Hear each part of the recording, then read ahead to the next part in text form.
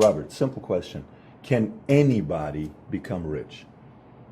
I believe so. So this is what I believe. Sure. You know, when you and I go to the supermarket and we buy a carton of milk, we always check for the expiration date. But most people do not check for the expiration date on their brains. Too many people look at, well, what's going to happen to me?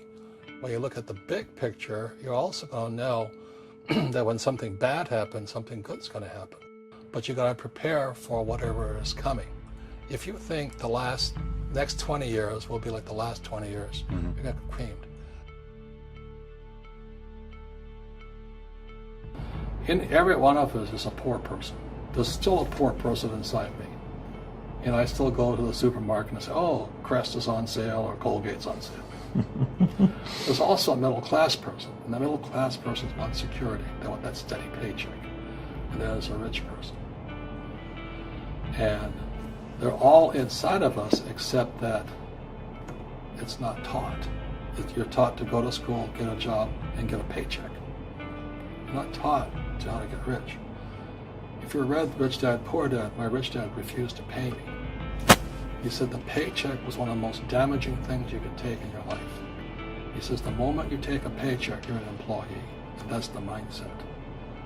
So my rich dad never paid me. It drove my poor dad, government employee, nuts. You gotta pay people, you gotta pay people. And rich dad was not saying that the paycheck was bad. He says he didn't want to be a slave to money. So as an entrepreneur, if rich dad folded, I just start another company. I don't need a paycheck. I don't need anybody to take care of me.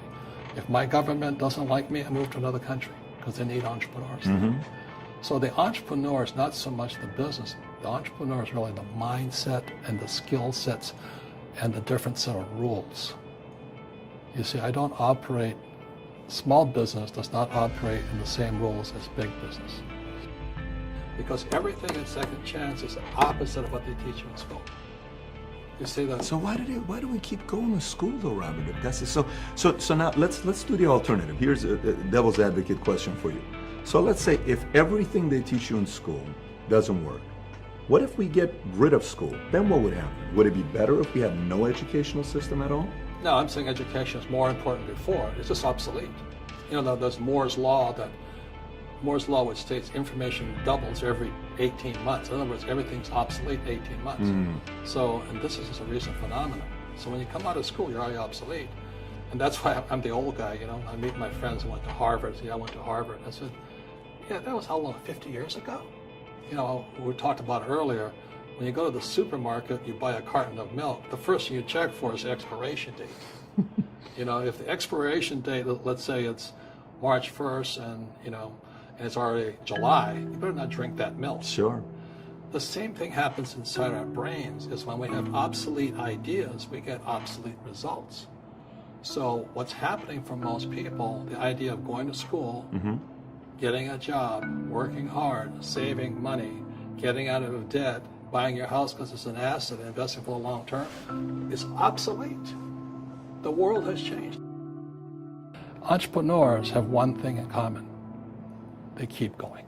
They'll change the rules. They'll reinvent the rules. They don't just take one answer. So a real entrepreneur, it really makes no difference which country you're in.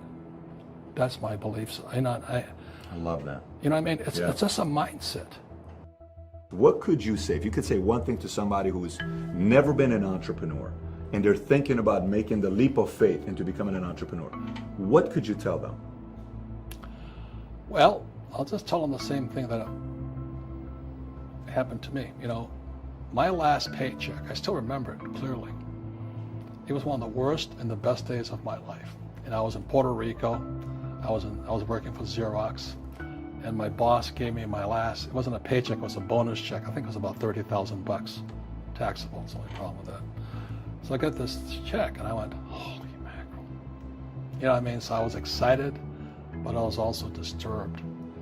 And so this other guy comes up to me, his name was John, and John says to me, he says, you're gonna be back. I said, why? He says, because you're gonna fail.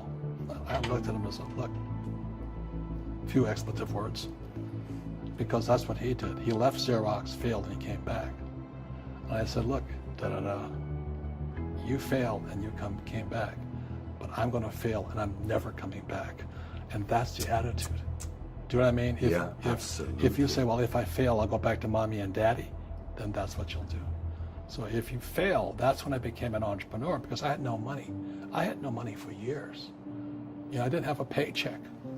But that's what my rich dad encouraged me to do. He says, when you don't have this paycheck, you get hungrier, smarter,